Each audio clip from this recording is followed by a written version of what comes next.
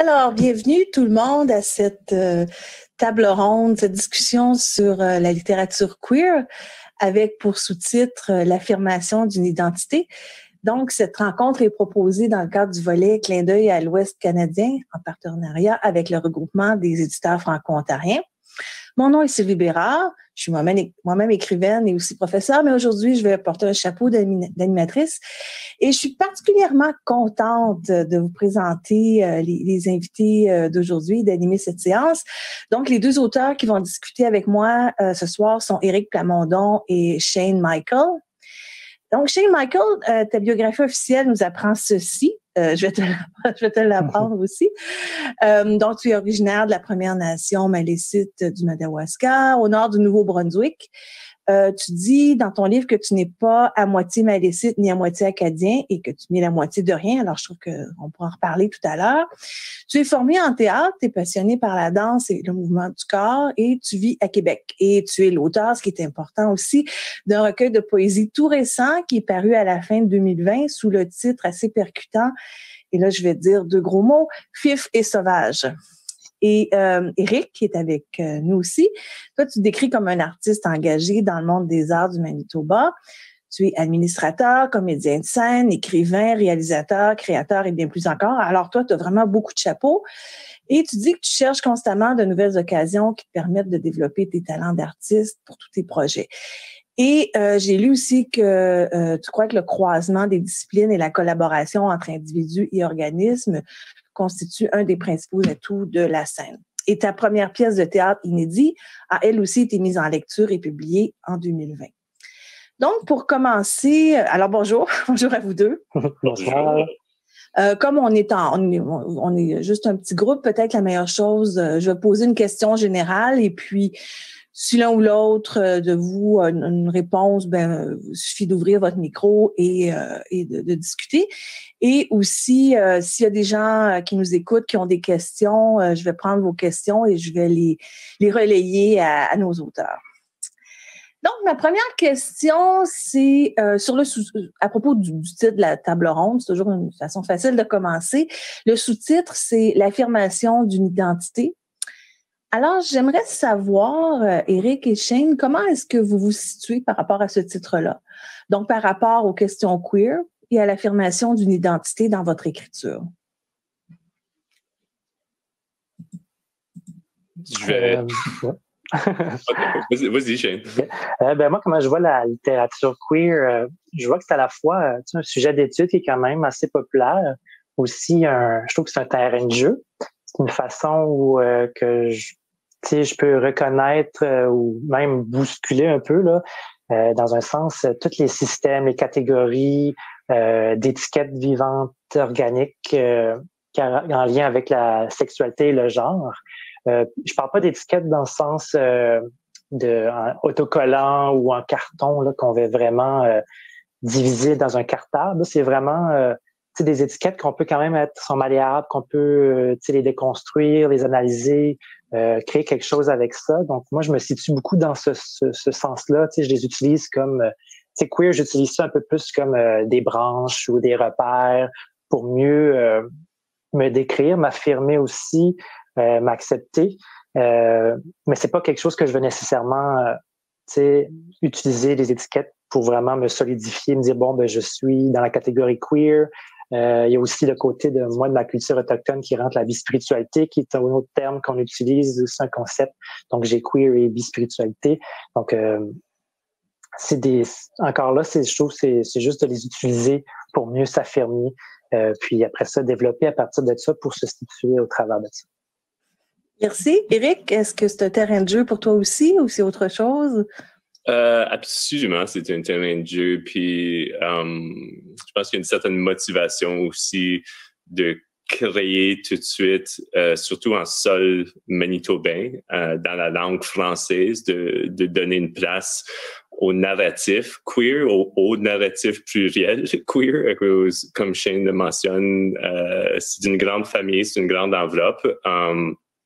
Tout de suite, je le fais, surtout par l'entremise de ce que je connais mieux, qui est la vie homosexuelle masculine.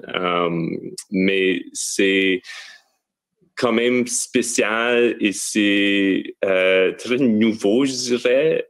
Puis là, je veux pas parler au Canada français de façon homogène, mais définitivement au Manitoba, de s'entendre parler de nos propres, c'est quelque chose qui est quand même très récent. On est en train de découvrir que certains auteurs qu'on connaissait qui étaient dans le placard, que maintenant se font découvrir leur coming out 50 ans plus tard.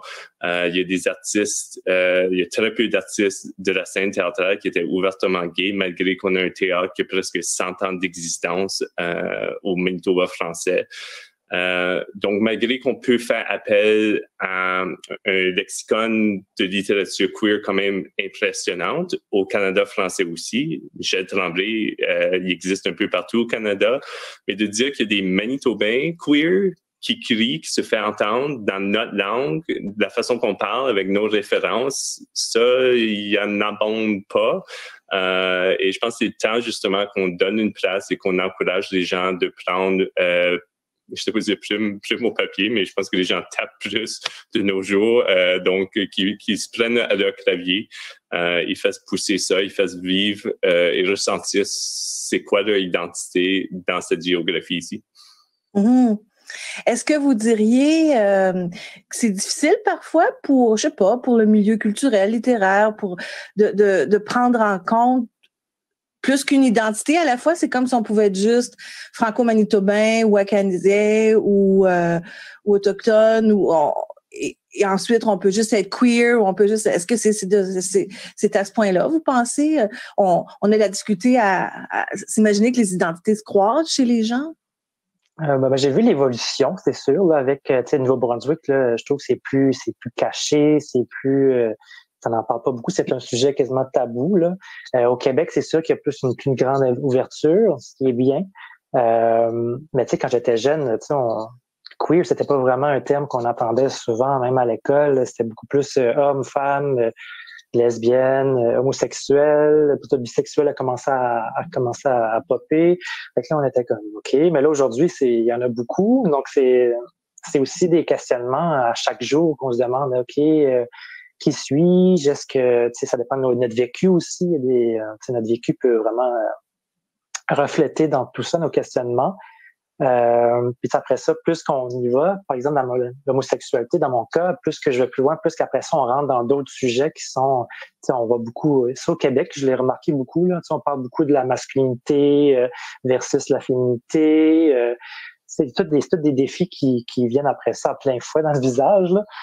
Après ça, ma culture autochtone aussi, ma langue de tradition et tout, on n'avait pas de pronom nécessairement qui voulait dire il ou elle.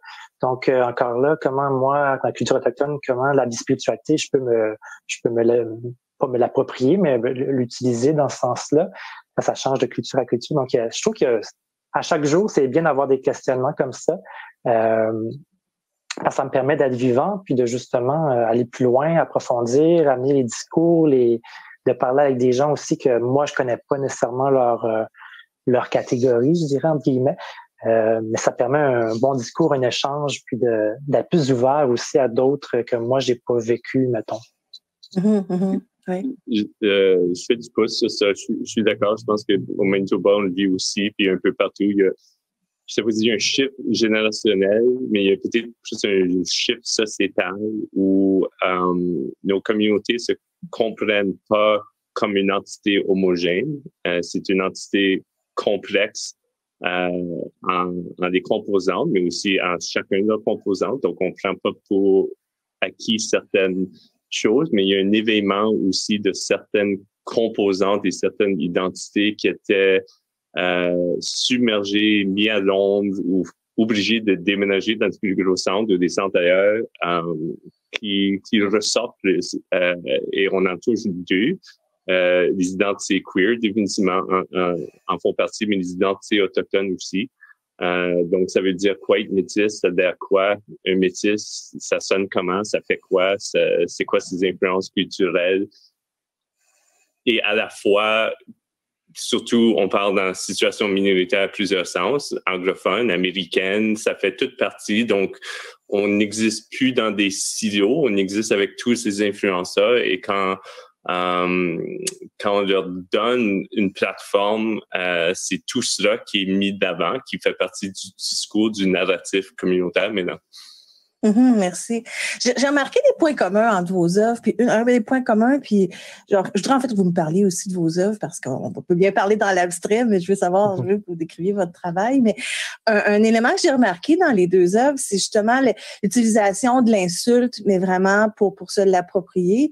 L'insulte queer, en français, elle fonctionne pas parce que le mot est passé directement dans l'usage avant d'être une insulte, mais Shane, toi, évidemment, ton titre est basé sur quelque chose qui est des insultes potentielles. J'ai trouvé des insultes aussi dans ta pièce de théâtre inédit, Éric, des insultes ou en tout cas des clichés typiquement québécois, typiquement canadien-français, un autre sans-abri. Des personnages ont des préjugés. Alors, j'aimerais ça que vous me parliez du pouvoir de tous ces mots-là et ce que vous en faites dans votre écriture. Parlez-moi de vos textes par rapport à ça. Tu sais, comme moi, Fif et Sauvage, c'est sûr que, tu sais, j'ai pas arrivé une journée, je vais écrire un texte de poésie queer sur justement ça. C'est vraiment du vécu à l'intérieur, que je peux pas vraiment, tu sais, c'est sûr qu'en tant qu'auteur, j'avais cette jouissance-là de vraiment partager, tu sais, mes douleurs, partager, tu sais, mon quotidien, les failles, ce qui me manquait en dedans de moi, qu'est-ce que j'aurais voulu que les gens voient ce que j'ai vécu pour justement ça les fasse. Mais tu sais, j'aime dire les vraies choses dans un sens. Fait que je suis certain que tu sais, il y a d'autres auteurs aussi ou d'autrices ou d'auteuristes qui aimeraient justement explorer cette facette-là.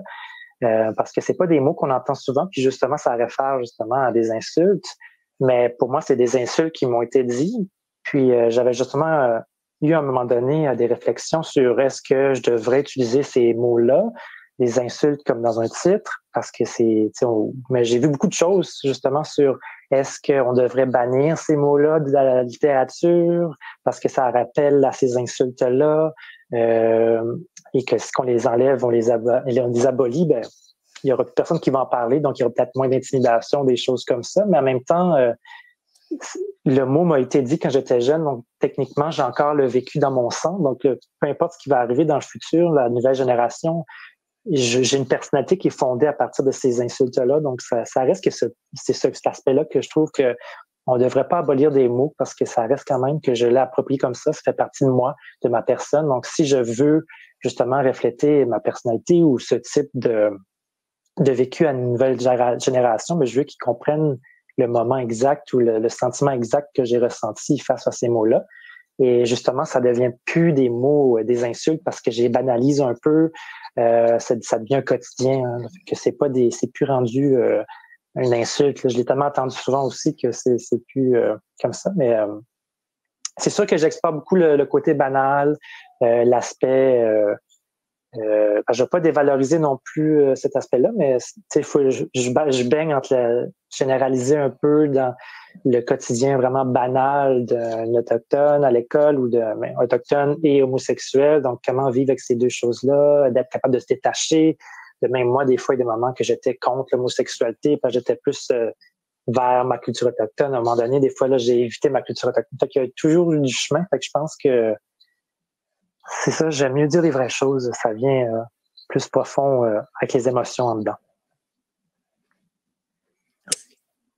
Il y a, évidemment, si on est des écrivains, on donne une importance aux mots, à la puissance des mots. Dans le cas d'Inédit, où c'est une pièce où des jeunes adultes essaient de se découvrir, essaient de mettre au défi ce qu'ils ont compris de ce qui est attendu de eux et ce qu'ils peuvent être, il y a un grand drame à quels mots qu'ils vont utiliser, quelles références culturelles qu'ils vont utiliser, que ça veut dire quoi pour se comprendre. Donc, trouver le mot juste dans une période où on ne connaît pas tous les mots, on ne connaît pas tous les référents, c'est quelque chose de super important. Donc, on ne peut pas passer à côté des mots péjoratifs ou des mots qui ont été réappropriés. pour ça, j'ai aussi, dans l'œuvre inédite, fait référence à une période de temps qui me prédate, qui est la période beatnik, qui est un mouvement des années 1950, où on a des auteurs canadiens-français comme Jack Kerouac qui ont fait de renommée, mais aussi comme Allen Ginsberg. Donc, dans la pièce, un des personnages ose prendre le poème Howl et commence à le lire tout fort, mais en faisant la lecture, il doit commencer à utiliser des termes qui est une claire référence à l'homosexualité. On ne dit pas deux amants masculines, on utilise des mots comme fuck in the ass. Et donc, il y a une grande hésitation de ce qu'on fait de cela. Mais l'importance d'utiliser cette œuvre dans-là aussi, c'est que Howl, justement, puisque utiliser des thématiques et des mots du genre, on en a fait un procès, pas de Allen Ginsberg, mais de l'œuvre, et on l'a rendu illégal et donc inaccessible.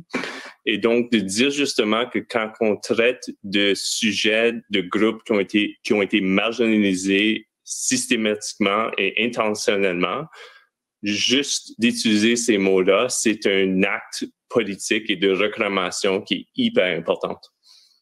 Mm-hmm. C'est intéressant. Il y a un élément de filiation aussi là-dedans. Hein. Il y a le besoin aussi peut-être de se chercher des modèles, chercher des précurseurs. Bon, on parle du queer, mais on parle aussi, toi, Shane, dans ton livre aussi, tu parles de l'importance aussi de la langue maternelle aussi, mais il y a peut-être aussi la langue maternelle queer aussi. Il y a peut-être les deux là-dedans qui se mêlent.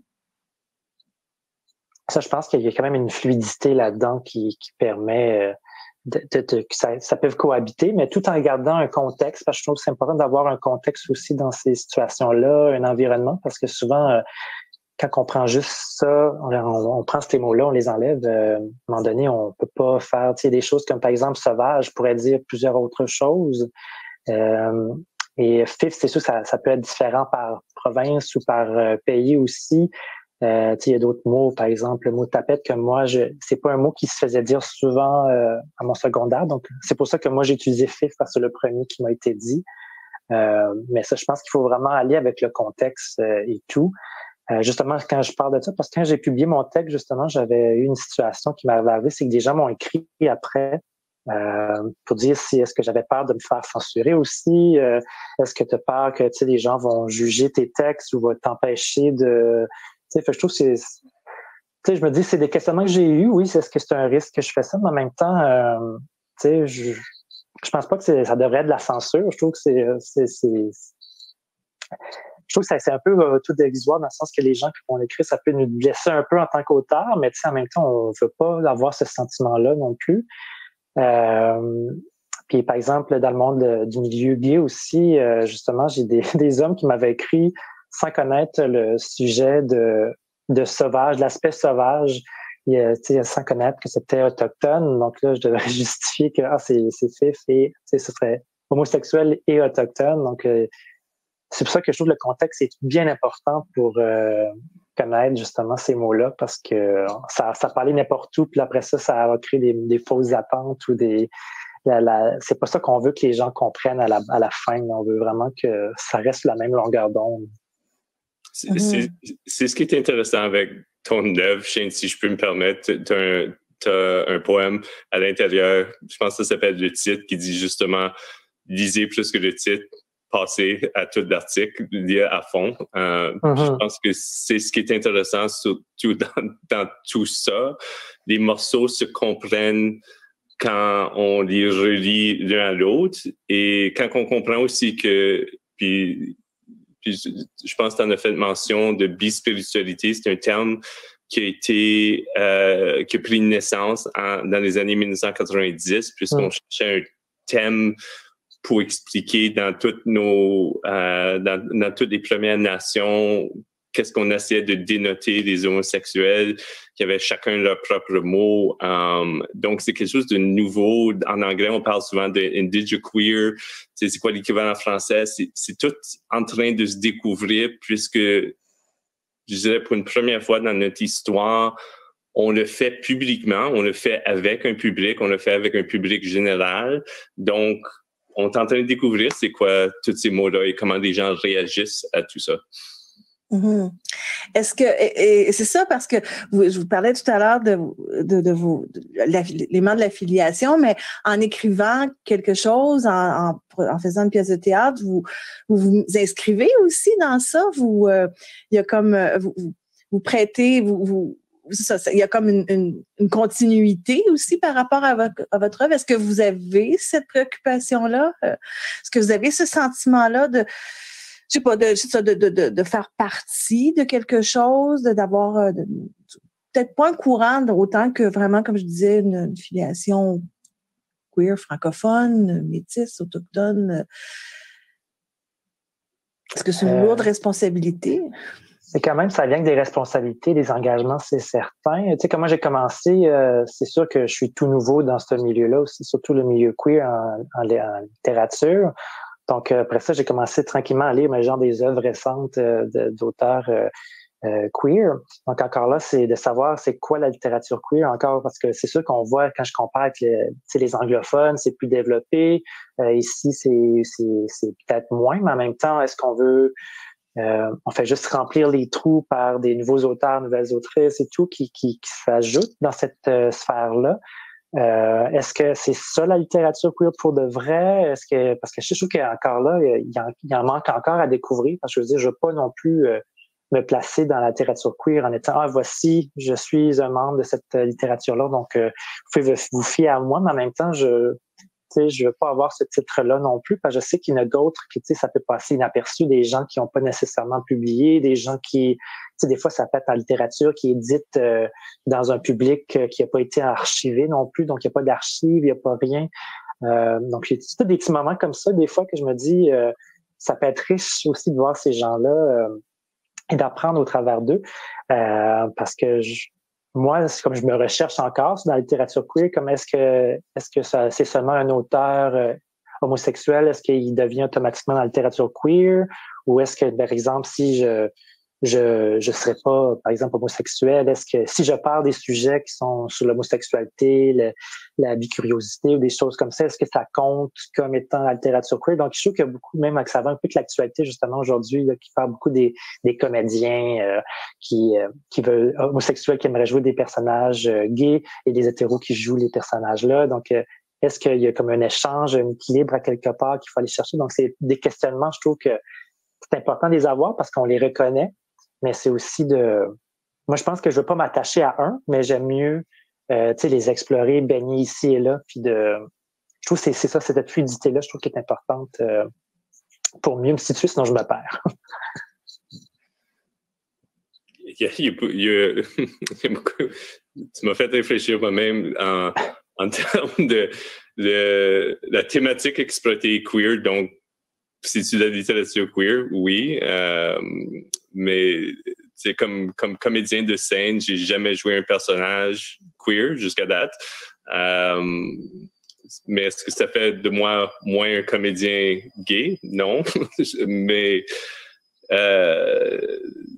où nos œuvres s'insèrent et comment ils s'insèrent, je pense que c'est encore trop cru pour savoir. Mm-hmm. Les influences sont évidemment pas uniquement queer et pas uniquement tirées de l'univers de la littérature queer. Si je pense à comment Inédit se fait parler souvent aussi dans une évolution, une influence d'écrivains comme Mark Prescott, qui a vraiment fait sa marque en utilisant un vocabulaire parlé au Manitoba, donc ce mélange de français, anglais, d'expression qui nous ressemble beaucoup versus un français plus neutre ou soigné qu'on a plus d'habitude. Est-ce que Inédit tombe dans ces traditions-là? Absolument.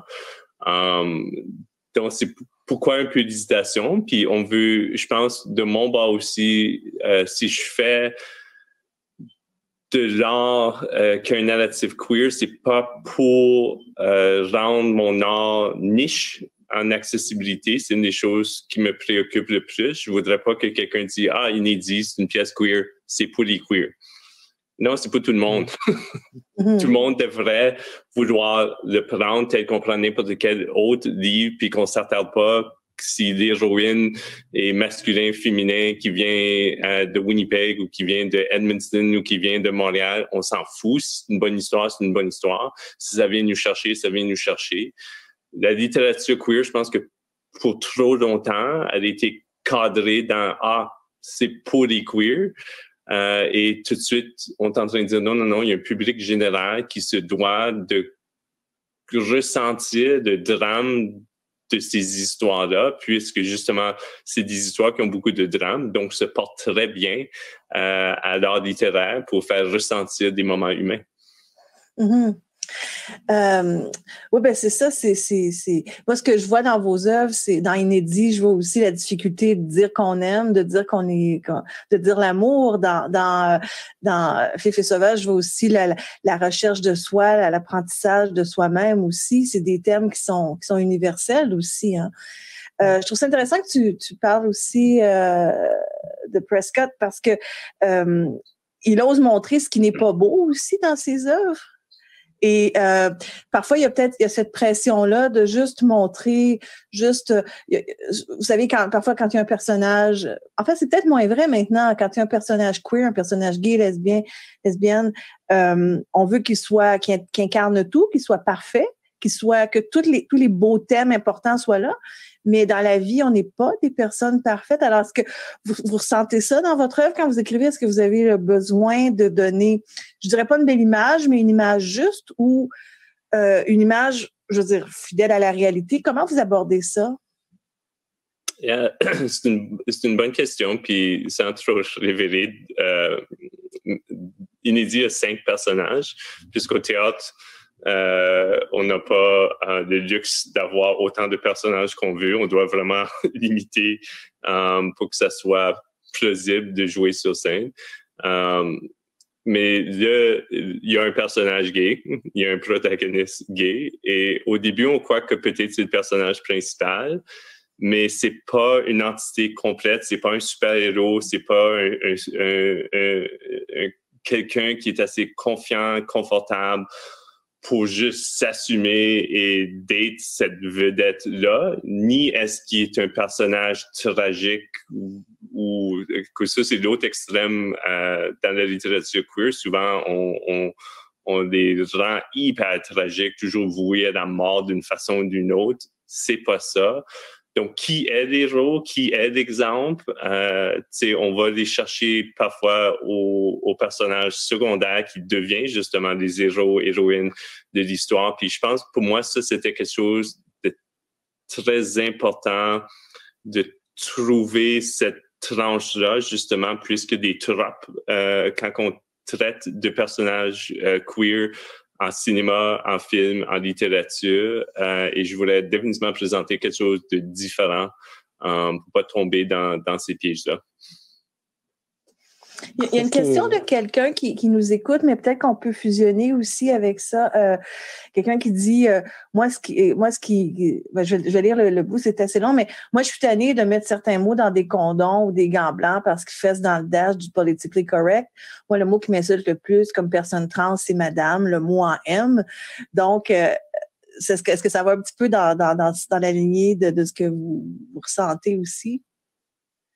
Ben, toi, Shane, pour commencer. C'est sûr que, tu sais, comme par exemple, moi, quand j'étais plus jeune, c'est sûr qu'attendre madame aussi, j'entendais quand j'étais jeune avec ma voix, c'était différente, là, c'est ça. Mais comme j'ai eu récemment, une discussion avec une personne trans, puis c'est comme si mon corps a été conditionné d'une façon aussi. C'est sûr qu'on a des mentalités différentes à chaque endroit.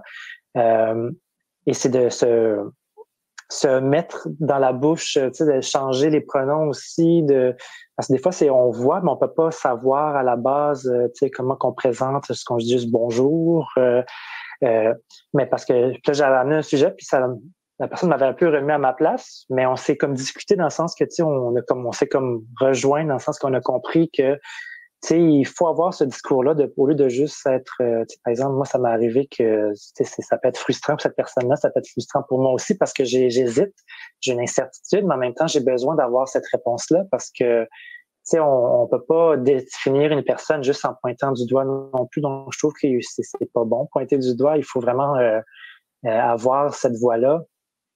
Puis c'est sûr que des mots aussi banals comme madame, même monsieur, ça rappelle, c'est pas des mots qu'on aime, même mademoiselle, est-ce que c'est le bon terme? Encore là, c'est tout un petit garçon. Des fois, c'est des petites affaires comme ça qui peuvent blesser le plus, sans s'en rendre compte. Ça peut être très discret. On les entend tellement souvent qu'on oublie qu'à force de les absorber aussi, ça peut devenir très blessant.